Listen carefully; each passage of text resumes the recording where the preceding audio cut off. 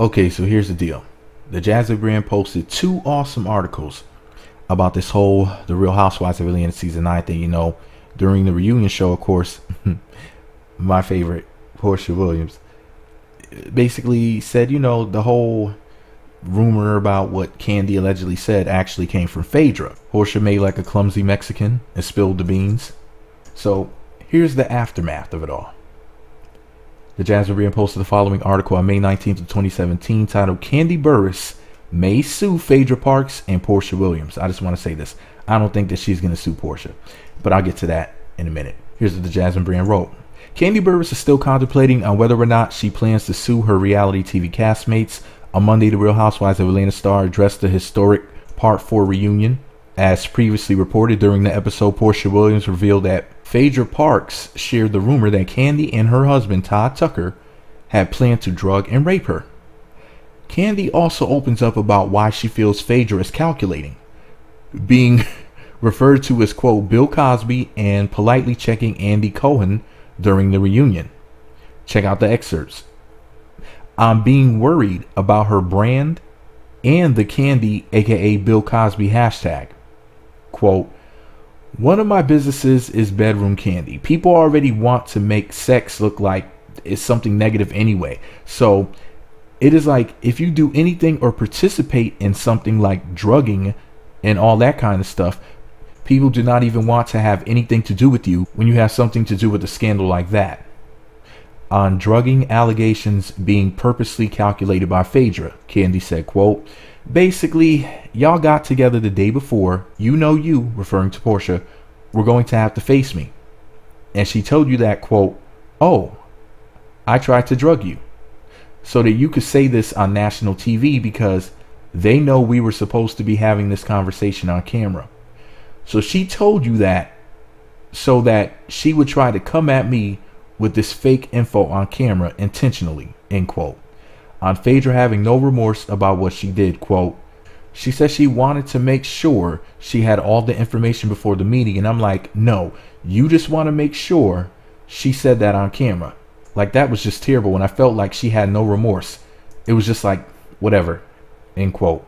On checking Andy Cohen, quote, well, I wasn't trying to check him, but I guess, yeah, well, my whole thing was, okay, we're put in the hot seat daily. You know what I mean? But they get to reap the benefits or whatever, but they don't have to deal with their brands getting messed up. So in my mind, I'm like, well, how do you feel about it? What do you think? You keep asking me what I think. Well, what are you going to do about this? Are y'all going to accept this? Is it okay for people to just come on the show now and just make up lies about how you know different cast members and put it out there on television for the world to see? Like, you think that's okay? End quote. On how Bravo should handle the situation, quote, I don't know what their plans are as a network. That can't fly. It just cannot. End quote. On the cease and desist letter helping the truth come out, quote, Porsha never said who told her. So we would have never found out that this was going on had Phaedra felt the need to go ahead and put it out there the last day at the reunion, end quote. On pursuing legal action against Phaedra and Porsha, quote, they, referring to her attorneys, had told me that I should sue Porsha at first. And when it came out to the reunion that, Porsha got the information from Phaedra, I was like, you know what? Let's just hold up until you guys get to see this whole thing, and I will get their opinion on how they think I should handle it and go forward from there. The only thing is lawsuits are stressful. I am already dealing with Johnny, end quote. And that was, I guess, posted by She's Jasmine. So shout out to Jasmine Alyssa and the Jasmine brand for that awesome article. Now, before I give my opinion, I have one more article to read real quick. Now, this one was also posted May 19th of 2017. It's shorter. It's titled Real Housewives of Atlanta cast co-signed Phaedra Parks firing. Andy Cohen speaks out. So here's what they wrote. Andy Cohen, executive producer of the Real Housewives of Atlanta, is speaking about the bombshell that was revealed during the reunion finale on Sunday, May 7th. If you watched the episode, The You Witness Phaedra Parks admit that she spread a rumor that Kandi Burruss and her husband Todd Tucker had wanted to drug and rape their Real Housewives of Atlanta castmate, Porsha Williams. Andy says about the revelations, quote, I was just very surprised, not just by the revelation that Phaedra spread. I was surprised by her. She seemed kind of withdrawn about it, end quote. He continued, quote, I don't get the sense that she has talked to the other housewives. As for whether she can repair her friendships, Andy speculates, quote, it seems a little precarious. Somebody please tell me in the comment section what the hell precarious means. I hope I said that word correctly. I think I had a cousin named Precarious. He was definitely pretty precarious. He actually ended up marrying a man, but that's none of my business. Anyway, back to the article. According to multiple reports, Phaedra will not be returning for season 10 despite her denying that she had been fired, and insider claims that Andy nor the cast want her to return. Quote, they were so disgusted with her. The entire cast and Andy agreed Phaedra would not be coming back next season. She dug her own grave.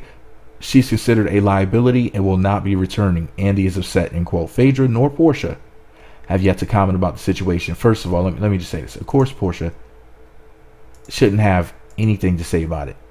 She's a sweet, innocent lamb, sweet, innocent victim in all of this. You know, she got caught up doing what she did in earlier seasons, which is trusting the wrong people, you know, just like when some of the other cast members were bad influences on her. It's like Porsha keeps... See, this is the thing. Porsha has a big, giant heart, bigger than Texas, bigger than her booty. I mean, she has a really big heart, and that's why the booty is shaped like a heart, for record, because, you know, that ass is a symbol of love. Anyway, the point is this, though, man. She has a heart bigger than her booty. That's pretty big. And Porsha is so trusting and loving, such a wonderful and magnificent lady, that she trusts people with all of her heart. And, you know, these people sometimes use her or, you know, manipulate her because she's such a kind person that I don't think that she can really totally fathom how cruel people can be. I mean, those allegations were damning. I mean, why would anybody say anything like that, whether it was Phaedra or anybody else? Why would you ever let something like that come out of your mouth? Why? You know, only if it's true. I mean, you don't just make up stuff like that. That's just it, and it's something beyond slander. It's something beyond defamation. It's evil, in my personal opinion. I'm not saying that Phaedra's evil. I'm just saying, like, whoever it was, whoever said that shit to Porsha, you know, they set her up. They were trying to, quote unquote, make good TV. And honestly, it ruined the season for a lot of people. A lot of people were upset about it. You know, Nene Leakes, for example, spoke out about it, like, you know, in so many words, saying that what they were discussing in the show was pure bullshit. And, you know, I didn't watch the season. And, you know, I'm going to tune in later. I think I'm going to watch the reunions first, because it's only 4 episodes. And then I'll catch up with the season another time. I just really don't have the time to watch that much TV. You know, we're talking like, what, like 20 something at 22. I don't know. It was a bunch of episodes though, so that's going to be like hours of TV for me to watch. I know an episode is like 42 to 45 minutes or something like that without commercials. So, you know, it won't be exactly a whole hour, but still, you know, the time adds up. So I'm going to have to take the time to actually watch it. But I'm going to watch the reunions first, because somebody had actually said in my comments, I don't know your screen name by heart, but one of the ladies who commented on my channel said, you know, I would like for you to do a review of the reunion or whatever. And I'm like, you know, or did she say the show? One or the other. Like I told her, I said, you know, I would have to like go back and watch it to do that. So maybe I'll do a review of the reunion, because in the reunion, they pretty much give you the gist of what happened in the season anyway. All the so-called hot, juicy, whatever, the more important and more relevant, more talked about topics. And, you know, I knew something was up when they said that they were going to have a 4-part reunion show. I said, now that's interesting. They usually do 3 parts. I know that's, you know, the Real Housewives is one of the, specifically, the Real Housewives of Atlanta, because I don't know about the other housewife franchises, but the Real Housewives of Atlanta is one of the only reality TV shows. Actually, it's the only one that I can name that has 3 reunion episodes. Love and Hip Hop has 2 for the New York, Atlanta, and Hollywood franchises, but 3 episodes is pretty big. But then when they went and turned it into 4, I mean, we're talking about a month for people to see all of the reunions, because the show airs once a week. We're talking about 4 weeks dedicated to just the reunion. That means that a lot had to have gone on, and they just felt like, hey, we cannot cram this into 3 hours of TV time, which really breaks down to just slightly over 2 hours. Once you take away the commercial breaks, it's just roughly over 2 hours. But yeah, but 4 episodes would be roughly 3 hours, excluding commercial breaks and advertisements. So wow, man, I knew it had to be a doozy, and people were telling me, they were like, "Meat, this shit is crazy, bro. It's something else." But anyways, I just noticed something. The most beautiful woman ever, Porsha Williams, appears to be wearing a hoodie in that selfie of her with the short hair. I have the picture on my screen right now as I'm talking. I just like to look at her image. Porscha's my inspiration, and and I just realized, is she wearing a hoodie? See, she made it so high fashion. I thought it was like a cool designer blouse, but now I'm just realizing, is that a hoodie? Cause I saw the drawstring and in the way that.